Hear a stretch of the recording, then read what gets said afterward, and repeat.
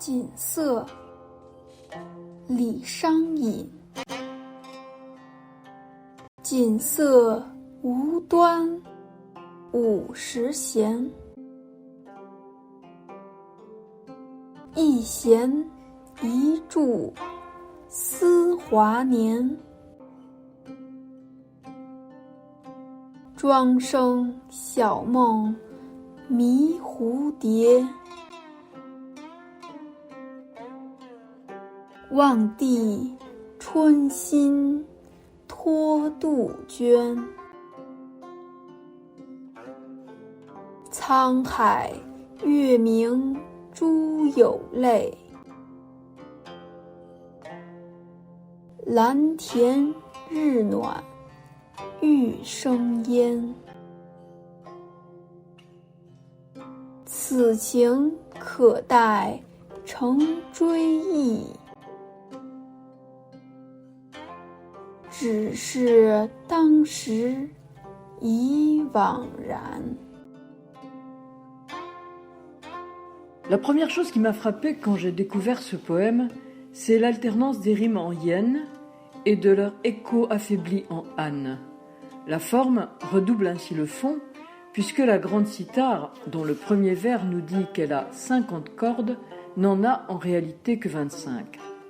Li Shangin évoque en effet un phénomène musical dont il fait la clé de son poème, la vibration des cordes sympathiques.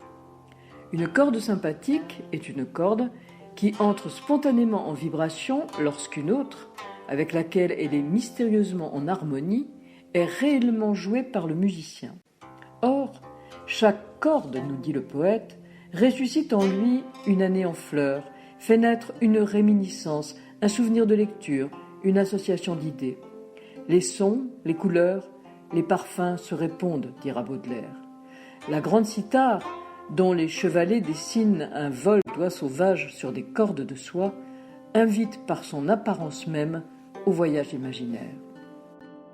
Ces sortilèges de la musique m'ont irrésistiblement évoqué, plus encore que les correspondances baudelairiennes, l'expérience proustienne de la reviviscence, où par le miracle d'un morceau de madeleine tombé dans le thé, le passé redevient présent, comme dans ce jeu où les Japonais s'amusent à tremper dans un bol de porcelaine rempli d'eau de petits morceaux de papier jusque-là indistincts, qui, à peine y sont-ils plongés, s'étirent, se contournent, se colorent, se différencient, deviennent des fleurs, des maisons, des personnages consistants et reconnaissables.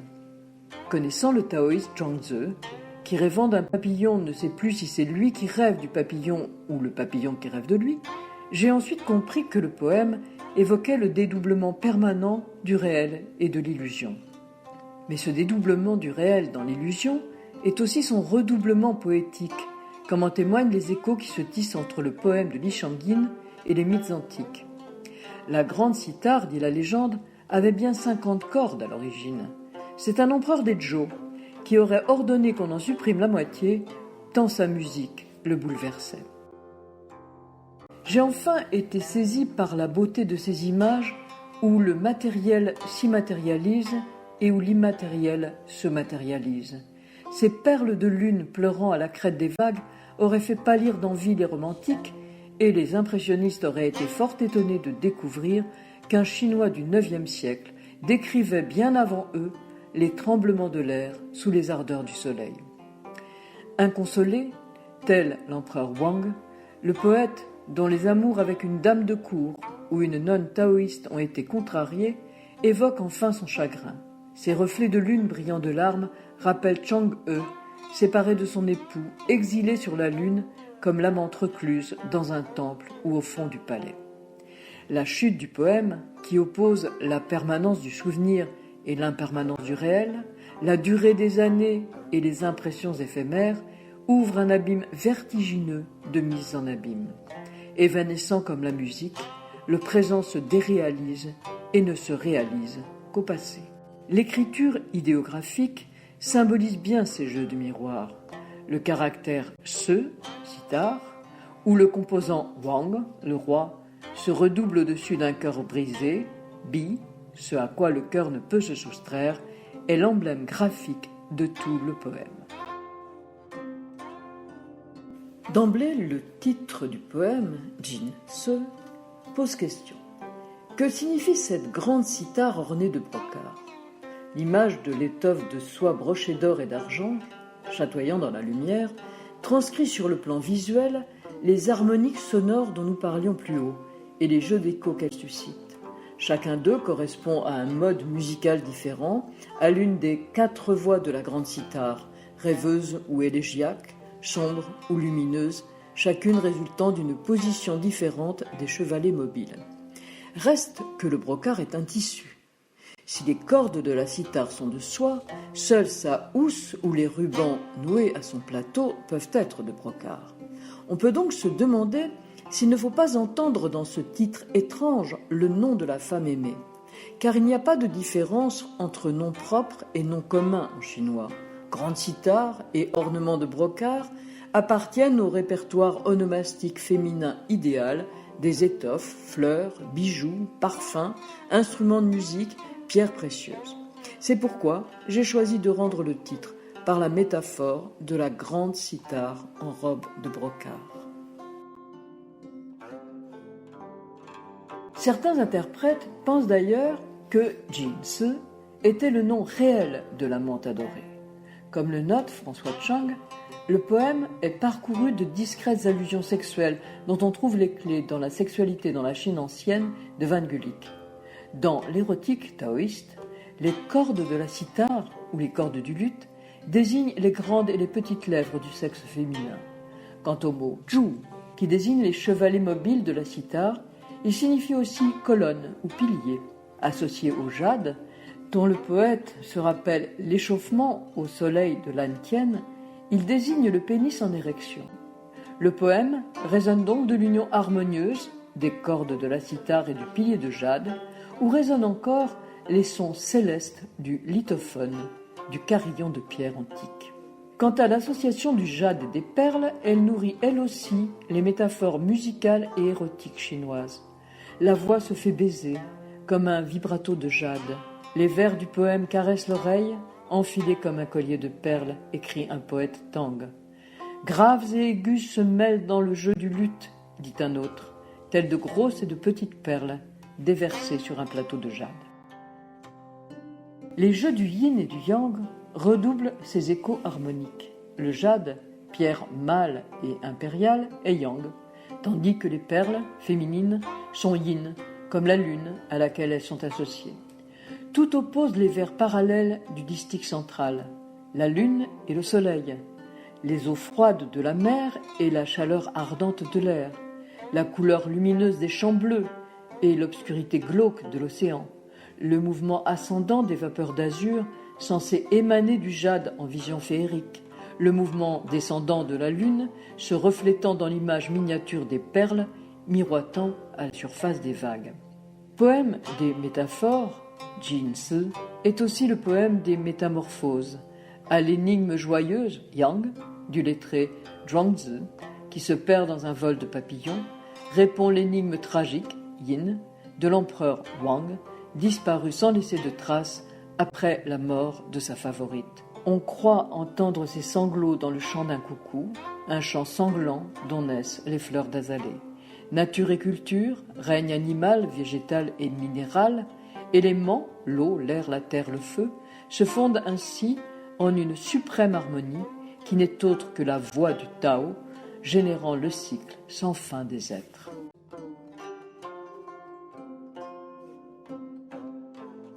Jin Se, Li Shangyin.锦瑟无端50弦，一弦一柱思华年。庄生晓梦迷蝴蝶，望帝春心托杜鹃。沧海月明珠有泪，蓝田日暖玉生烟。此情可待成追忆，只是当时已惘然。 Traduire ce poème laconique de Li Shangyin est une gageure. La poésie Tang est en effet une poésie elliptique, seuls les mots pleins, les noms, les adjectifs et les verbes y sont exprimés. Les mots vides, prépositions, conjonctions, pronoms, sont le plus souvent omis. Au lecteur donc d'interpréter le texte et de restituer les bonnes fonctions grammaticales. Il lui faut pour cela analyser les signes comme je l'ai déjà fait pour le caractère se, sitar. Car l'écriture chinoise ne fait pas que transcrire la langue orale, elle lui ajoute une dimension symbolique. Comme les fleurs magiques des Japonais, qui s'épanouissent au contact de l'eau, les sinogrammes demandent à être déployés dans l'espace, dans la simultanéité de leurs composants graphiques pour être décryptés. Ainsi, le 5e caractère du 2e vers, se, évoqué, c'est, au-dessus de la clé du cœur, le chant. C'est l'œil du vers qui exprime tout un tableau. Il symbolise à lui seul le cœur du poème, l'évocation d'un paysage intérieur comme, justement, celui des champs bleus, Lan Tien, décrit dans le second distique. L'idée de cette évocation est reprise au vers 7 par Qing. Or, Qing, le sentiment, l'impression, c'est aussi la clé du cœur, cette fois suivie de Qing, un composant qui indique approximativement la prononciation du caractère Qing, tout en véhiculant une nébuleuse riche de sens. Qing, c'est à la fois une couleur, le bleu-vert, et un âge, la jeunesse, les vertes années comme on dit en français. Le caractère Qing est donc parfaitement choisi pour exprimer le sentiment qu'a le poète de voir refleurir ses jeunes années ou de retrouver le cœur printanier de l'empereur Wang, les émois de ses amours de jeunesse. Mais en poussant plus loin la décomposition, on se rend compte que Qing comprend les éléments lune et vie ou propriétaire. Quelle que soit l'étymologie exacte, Qing est donc un parfait symbole du second paysage intérieur qu'évoque le poète, ce paysage vert bleu associé à la légende de Chang'e, l'épouse éplorée habitant l'astre lunaire. Si dans la tradition chinoise la peinture est poésie silencieuse, la poésie Tang est donc un art graphique, une peinture mise en mots dont chacun des vers fait tableau.